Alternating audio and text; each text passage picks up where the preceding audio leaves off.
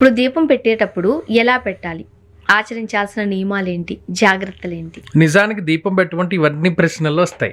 ఏమంటే ఏ ఒత్తులు వేయాలి, ఎన్ని ఒత్తులు వేయాలి, ఏ నూనె వాడాలి, ప్రమిదలో పెట్టాలా, లేకపోతే పిండి దీపం పెట్టాలా, కూష్మాండ దీపం పెట్టాలా, నిమ్మకాయ దీపం పెట్టాలా, రాహుకాల దీపం పెట్టాలా, అనేక రకాల ప్రశ్నలు వస్తాయి. అంటే మట్టి ప్రమిదలతో పెట్టాలా, లేకపోతే కొంతమంది ఇత్తడి వాడుతూ ఉంటారు, పెట్టాలా, లేకపోతే కామాక్షి దీపం పెట్టాలా, ఏ దీపం పెట్టాలి?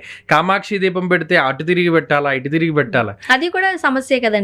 చాలా పెద్ద సమస్య. అదే మనకి ఏదైనా ఒక పని చేయమంటే ప్రశ్నలే వస్తాయి, ఆ పని చేయడం మానేసి. అంటే దీపం కూడా ఎక్కడ పడితే అక్కడ, ఎలా పడితే అలా, ఏ దిక్కును పడితే ఆ దిక్కును పెట్టకూడదు అటు కూడా. అవును. ఇవన్నీ ఏంటంటే సరే ఇప్పుడు ప్రశ్నలు ఇవన్నీ వస్తాయి. సరే కొంతవరకు సరే చేసేటువంటి వాడికే ప్రశ్నలు వస్తాయని మేము చెప్తూ ఉంటాం.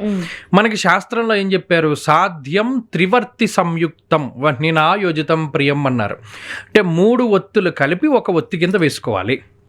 సాధ్యం త్రివర్తి సంయుక్తం అంటే మనకి 3 రకాలైనటువంటి నాడులు ఉంటాయి. ఈడ, పింగళ, సుషుమ్న అనేటువంటి 3 నాడులు ఉంటాయి. 3 నాడుల్ని కలిపి ఒక ఒత్తి కింద చేస్తాం. ఇలాంటి ఒత్తులు ఇంకోటి అంటే 2 ఒత్తులు.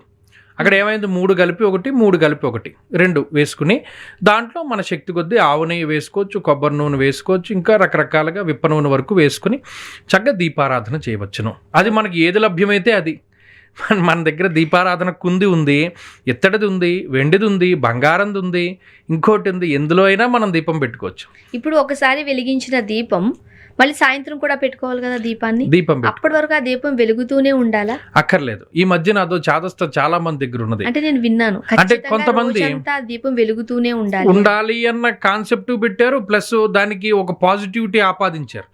దీపం ఇంతసేపు వెలిగింది అంటే ఇంట్లో పాజిటివ్ ఎనర్జీ ఉన్నట్టు, గమ్మున ఆరిపోతే నెగిటివ్ ఎనర్జీ ఉన్నట్టు. ఇది అన్ని విషయాల్లోనూ ఇది అన్వయం కాదు. ఇది తప్పు అని చెప్పట్లా, అన్నిట్లోనూ అన్వయం కాదు. మనం ఒత్తి వేసిన విధానాన్ని బట్టే దీపం వెలుగుతుంది. వాడు ఎంత శ్రద్ధగా వేస్తాడో అంత ఎక్కువసేపు వెలుగుతుంది. దాంట్లో కూడా ఒక రకమైన లాజిక్ ఉంది. తప్పితే మనం గమ్మున ఆరిపోయిందనో లేకపోతే ఇంకోటనో మనం బాధపడవలసిన పని లేదు. ఎంతసేపు అయినా వెలగచ్చు. కానీ ఏంటంటే ఒకసారి ఇప్పుడు ప్రమిదల్లో ఉన్నాయి. ఉదాహరణకి చాలామంది ఏం చేస్తారు, ప్రమిదలో దీపారాధన చేసి మళ్ళీ అది కడగకుండా దీపారాధన చేసేస్తారు. అది తప్పు. మట్టి ప్రమిదని ఇంకోసారి మనం ఉపయోగించుకోవాలి అంటే కడుక్కుని వాడుకోవచ్చు. తప్పితే మరలా కొత్తగా పెట్టాలి అని ఏం లేదు. మనం శుభ్రం చేసుకుని నెక్స్ట్ డేకి దీపం పెట్టుకోవాలి.